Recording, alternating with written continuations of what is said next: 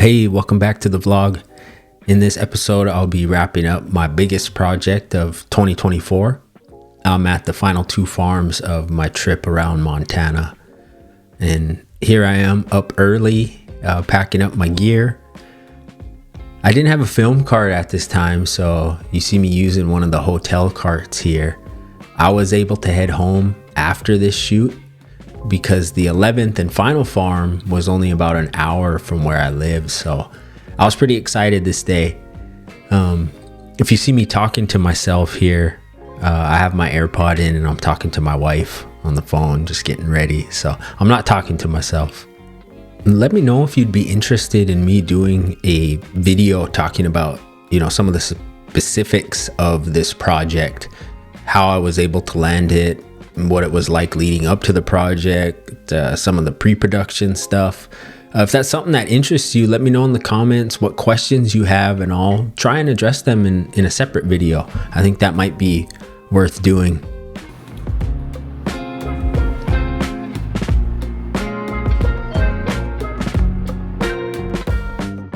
One of the great things about this project is that I was able to gather lots of really great drone footage of all the various places in Montana that I was at, with all the different terrains.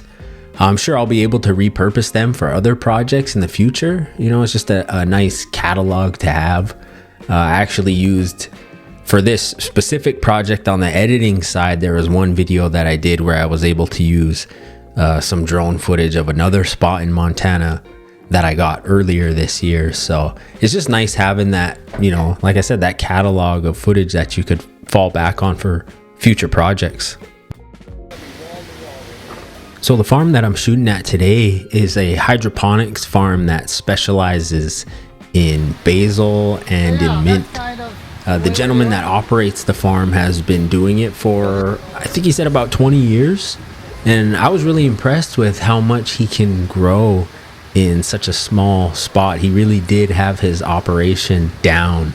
And we grow hydroponic basil, and we are branching into more herbs. And here's a look at the interview setup. One thing that I did throughout the entirety of this project was to have redundancy in my interview setups. I ran a 2-camera setup and I also had 2 mics going at the same time, an overhead shotgun mic that you see there and also a lavalier that was under the shirt of the subject. That way, if anything went wrong, I always had something to fall back on. I had someone tell me recently that if you have 2, you have 1, and if you have 1, you have none. And I believe that's an old military saying, but I really took it to heart and tried to apply that to how I operate on the production side of things. One mistake that I did make for like 3 farms in a row was that I didn't have audio on the FX30. I can't remember if it was because I wasn't using the top handle and I just had the monitor on top, or if I accidentally had the top handle, the audio button turned off. I can't remember what it was, but when I went to go edit the videos, there was absolutely no audio on the FX30, and that was for like 3 farms in a row. So it took me a little more time to get them synced up in post, but it still worked. But that really does, maybe because I had both mics, the shotgun and the lav, tied into the FX6, whereas maybe I should have had one go into the FX30. I don't know, how would you do that? If something, God forbid, something happened on the FX6 where, that something like a card corrupted, then I'd be stuck with just the internal audio on the FX30. Whereas if I plugged one mic into the FX30, one into the FX6, I feel like that redundancy would save me from any potential mishap. I guess what I'm saying is that it might be a mistake for me to have both audio sources going into one camera. I should split them and have one audio source going into the FX6 and then one going into the FX30. Because if I have both audio sources going into one camera, say that card corrupts, then I'm screwed. I have good video on the FX30, but I have no good audio. So I think that's might be a switch that I might make going forward.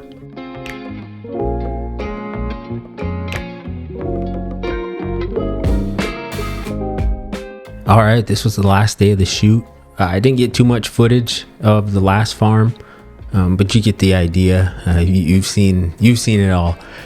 I was excited to be finished with the production side of the project.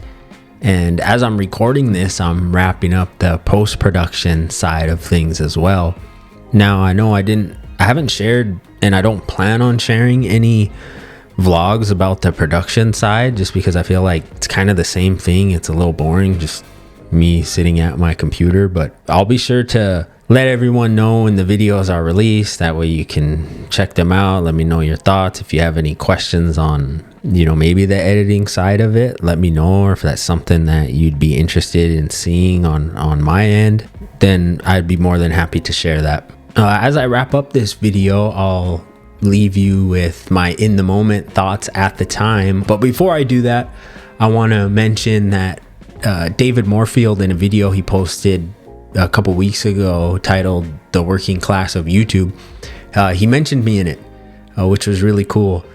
He mentioned that I was from Montana and that he has an interest in my videos because he was recently in the state. And then one of his viewers named Tim watched the video, and he went and commented on one of my videos that he was a fellow Montana filmmaker as well, based in Missoula, which was ironic because I was on my way to Missoula the day David posted the video. So I asked Tim if he wanted to meet up for coffee. We did, and I learned that Tim has been in the industry for over 20 years. And it was really nice to make a connection with a fellow filmmaker that's in state. I was actually working on a project earlier this year, back in May, in Missoula, with a production company from New York, and they wanted to add another crew member, and they asked if I knew of anyone. Unfortunately, at the time I didn't, but now I do, and I have a feeling that Tim and I will work together in the future, and so it really goes to show that you don't need a super big following or a reach to make YouTube worth it. 2 weeks ago, I had 14 subscribers and I was making good connections. I think you really just have to find a community to be a part of, and then provide value to that community. You don't need a big following to do that. But yeah, David, thank you for the shout out. I appreciate it, my man. I just wanted to highlight that real quick before I close out this video. The 11th and final production day was today. It's about an hour from where I live, so I'm on my way home now. I actually was able to go home last night, sleep in my own bed because I was, it's only an hour away. Drove to the farm this morning. Was able to get some footage, do an interview. Now I'm on my way back. Almost 3 weeks from the time I started the project, when I left for Bozeman. Went to 11 different farms around the state. Met a lot of different people, saw a lot of different operations. It was, a really good experience. I had a really great time. I've traveled down some Montana roads that I've never traveled before, some Montana highways. Been to a couple towns I've never been to before. Montana is truly a big state. I put so many miles on my truck in the past 3 weeks, the 2 weeks doing this project. I want to say it was probably over, I don't know, it was probably close to 2,500 miles, I'm guessing.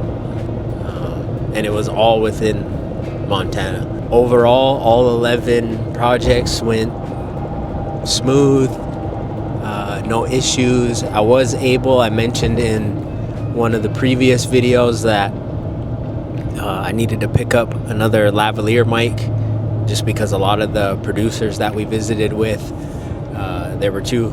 It was, usually a husband and a wife. And so I needed another microphone so I could mic two people up.